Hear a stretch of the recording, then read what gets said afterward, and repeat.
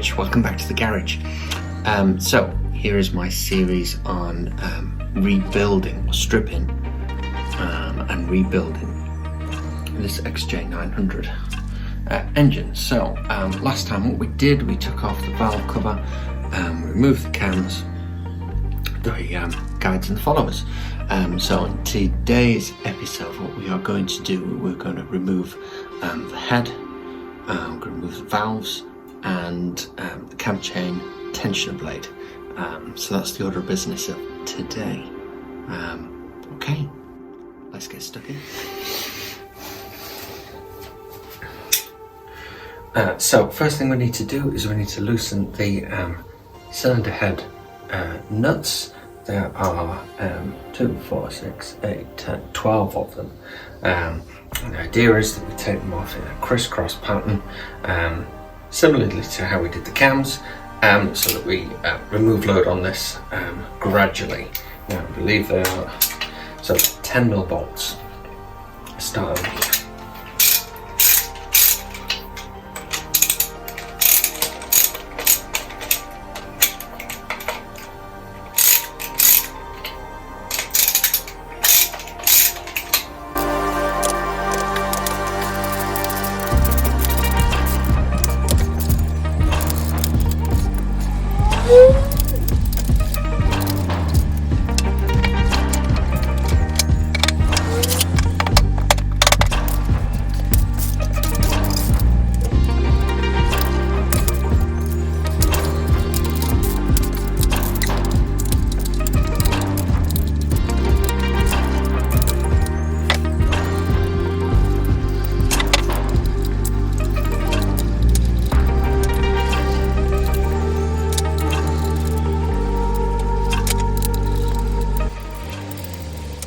There are 1, 2, 3, 4 smaller bolts down here that I need to undo as well.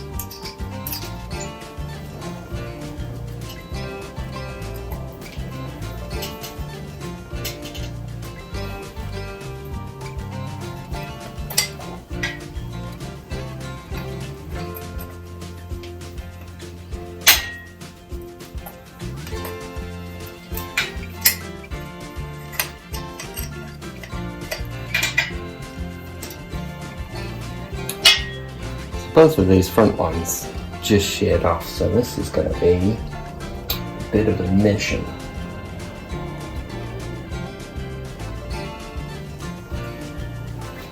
Theoretically, the head should just lift off. It's going to require a little bit of encouragement now.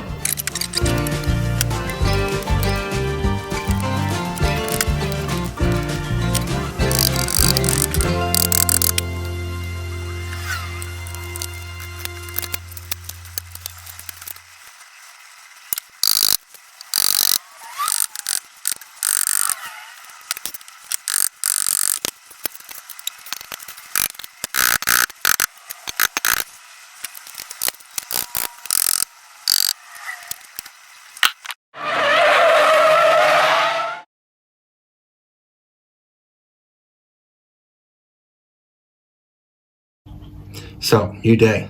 Actually, a few days later, we're having a bit of a problem. So, as you maybe saw just before, the head just does not want to come off at all, and the reason is this. So, just here at the front, these are where the 2 bolts sheared off. Okay, and basically, here is completely, absolutely seized together. It's like fused and welded itself together. So it's been drowned in penetrating oil, it's been hit and whacked and what have you. I've tried these little wedges just to try and gently prise it open. No joy. We're open about as far as where this little orange wedge is there. So the plan of action is I'm going to take the whole lot off, get it on the bench. I've got some larger wedges. We're going to see if that'll work in a bit of persistence. If not, I'm probably going to have to drill these studs out to try and separate these two halves. Anyway, I'll check in when I've got some progress. Right, let me show you where I'm up to. So, cylinder head will not come apart from the cylinder. I think I've shown you this before. It's all welded and fused here. Both of these two fixings sheared off, so there's nothing to kind of whack on down there to kind of encourage them to separate. So I had the bright idea to take the head and the cylinder off together. Great idea. Unbeknownst to me, 4 of these engine studs, don't know why Yamaha did it like this, but 4 of these engine studs are exposed to the elements. And this engine, as you can see, is filthy. It's never, can't imagine in its 30 years it's ever been cleaned. So these engine studs are furred, rusty, seized, fused, and basically from what you can see here, I've got it wedged up with some of these. It's about as far as I've got it off. Now I've tried everything,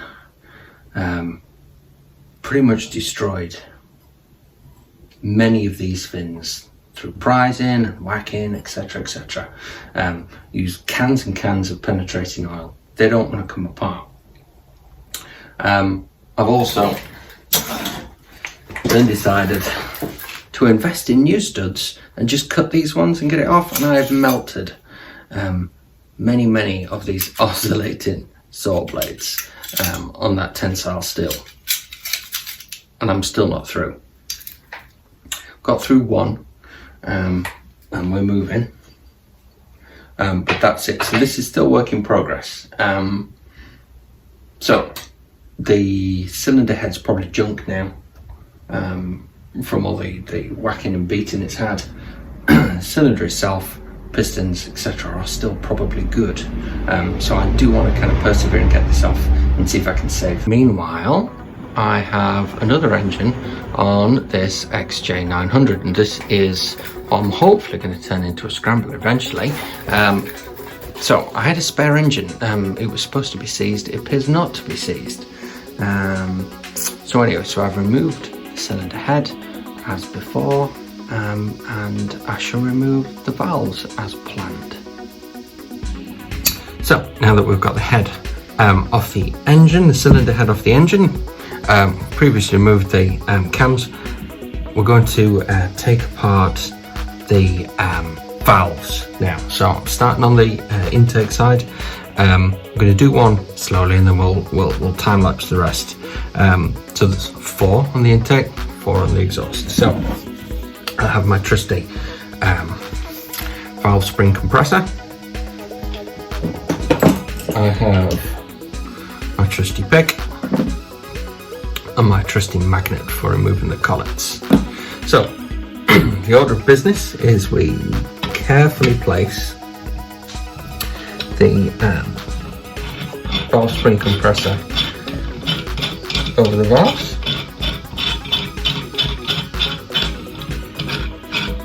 and we tighten them down.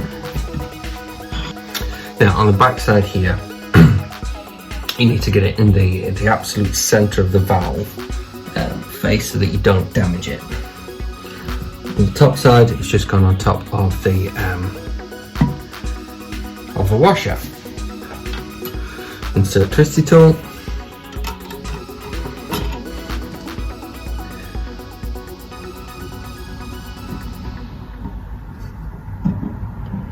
And slowly apply pressure.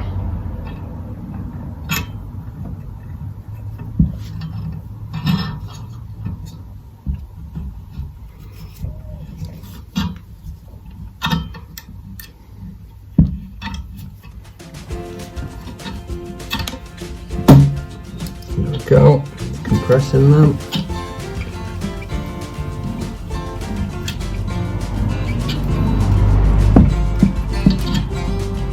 Okay, so I can see the collet's starting to move now.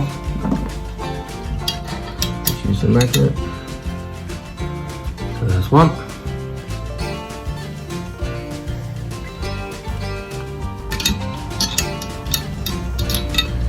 Collet number 2.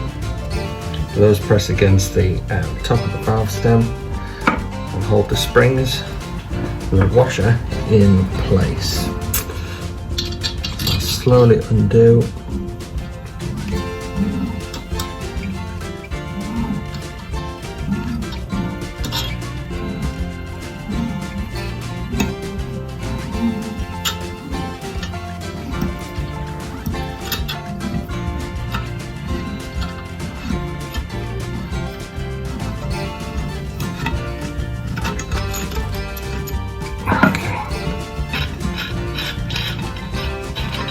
Take this all the way out.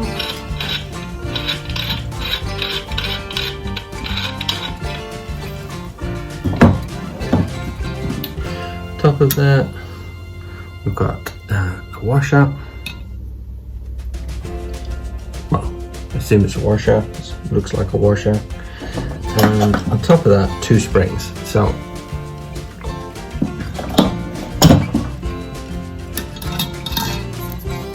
we have 2 springs. The smaller one goes inside the larger one, the washer on top, and the collets go inside there.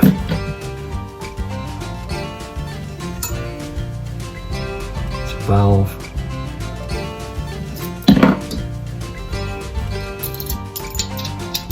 Yeah, we're going to slide this back together to store it inside corresponding box. Okay, so last little job with this is we need to remove the valve guide seal. Here we go. There we go.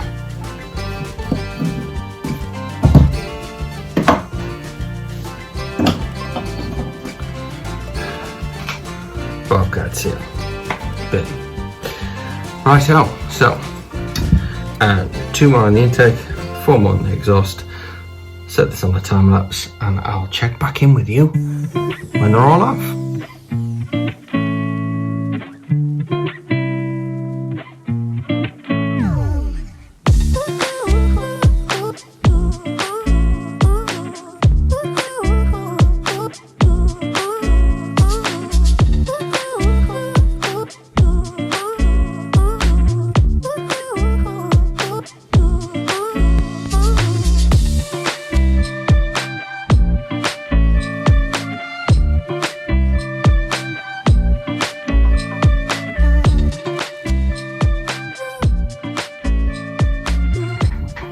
So there we go. All valves, all valve guide seals, they're a bugger. All of those out. Now, the intake valves all looked great. The exhaust valves looked okay. There's an awful lot of carbon scoring on exhaust port number 4 on this particular engine. So that might be that the something else that needs investigating, and further down we go. Anyway, this has been a bit of a mission. We're still not there. As I've shown you, the cylinder head and the cylinder are still attached to the other engine, but I'm digging deep into the other one, so all's good. Right, that'll do for today. See you again next time.